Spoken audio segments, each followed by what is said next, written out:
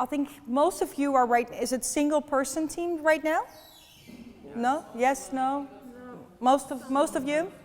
And some have more people back home or, yeah?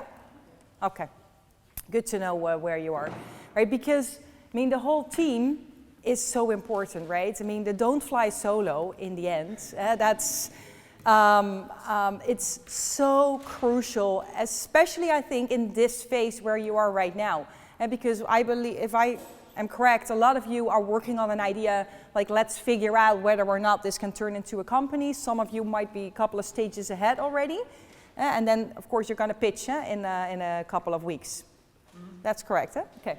And it's the don't fly solo. Yes, of course, you don't have any money because you don't have any customers yet. And so, nice, Maaike, but I cannot hire new employees. And that's because you don't have any money yet in the company. But still, try to collect as many people as possible around you that have a look with you at your ideas, whether it's here friends within the university, whether it's mentors, whether it's just some friends that you go to the bar with, or friends at home. Try to involve as many people and try to get as many perspectives as you can, because it's crucial in this phase of the exploration that most of you are in. And so the don't fly solo. And when you start to build a team, it's all about this multidisciplinary team, of course. I mean, you all have your superhero powers, what I noticed as well on the CVs. And you need to have that mixture of the diverse powers, right? It's important. I mean, connecting it to a large company already. If we do strategy with an organization, with a large organization, typically they say, okay, let's do some workshops with the management team, right? And I say, no. Let's not do it with just the management team, because they're always in their ivory tower behind their computer, right? They never speak with customers anymore. I want to have the people in the room that actually have day-to-day contact with the customer. Like, for example, we did for a hospital. We had the board of directors in there. We had a couple of doctors in there, a whole variety. We also had the lady at the reception in our strategy workshops. And guess who came up with the most brilliant idea? The lady at the reception, right? And so that's why this diverse team is so important.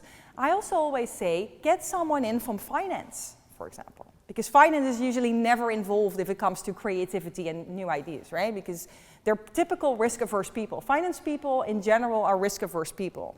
And because that's their job, right? They need to watch the money, that's their job. But it's good to have all those different perspectives in a team, to get that in and to make sure you're in a good environment where everybody can have their own opinion, because that's very important. So that about the team. And when you have this team, having this shared vision is crucial. Really understanding what the direction is that you're going. This picture, I mean, it shows like vision, we want to go there. The thing I do not like about this picture is that it looks like a straight road. And I think you all know it's never a straight road. But it's very important to have that point out there at the horizon, like that's where I want to go to. And you just start to travel, you probably will deviate and will do some detours, or maybe you even go back a little bit, right? You'll go all over the place, and that's fine, as long as you all agree and know that's the moment where that's where we want to go to. And that's crucial as well in the beginning of an organization. Have you done some vision exercises as well for your own company? Like, where do you want to go? Great. Important. And this is one of my favorite quotes from one of my customers: do the dishes. What he said, he's in charge here in San Francisco, actually. It's a large European company. They have an innovation hub here in San Francisco. It's a car manufacturer. And he said, well, what's really important, once you have that shared vision, so you have this great team of wonderful people all together, you have this shared vision, I'll step out. I'm going to do the dishes. I'm going to make sure everything around them is organized and clean, right? That's what he means with doing the dishes. I'll make sure everything they need is there. If they need food, they can just take it. And they can do their job. I trust them. I trust them in doing the job because we all have the same vision. That's what the agreement is about. And let them figure them out. I, as a leader, don't need to be involved in every little step and every little detail. I will do the dishes. so that they can do their work. Right? I love this quote. So that's, I was thinking especially what you just said about if we're going to go like in really big, large companies, I think this is an important one to remember. Do the dishes and let your team do the work, as long as you have the shared vision. That's your job in the beginning. Make sure we all share the same vision, then back off and do the dishes. Nice, right? Yeah. So that's a little bit about the team. This is a sneak preview, by the way, of our new book. So I couldn't print it yet, was not allowed to yet because it's not published, and then you get into problems with the publisher. But this is a charter that you can use for your team. Where, I mean, the boss, that's the company, right? That's the people within the company, and then there's a driver. So who is that driver in the bus? That's probably you, right? Because you're the one that's sort of driving out there. So who do you gather in your bus? Who's all out there? Who are all those different team members? There's always trouble, right? There's always trouble on the road. What if shit hits the fan, as we'd like to say? So what is that kind of trouble that you can actually expect on the road? And what are in general the expectations from the team? What is it that the team expect from each other, and what are the values attached to that?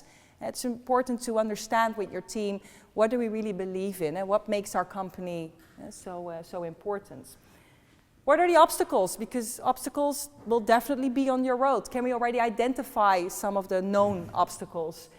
And where do we get our energy? It's also a very important one. The energy sources, because the bus only drives if you fuel it with energy. And so how do we get that energy in our team? And the goal, which is that shared vision, where do we actually want to go to? And so this is a bit of a summary of the slides here up front. How can you actually use that? And this is one of those many tools that will be in the book, because what it is with those tools, none of them is a holy grail, right? None of them will make your company succeed, none of them. But it's all about structuring the right strategic conversation at the right moments.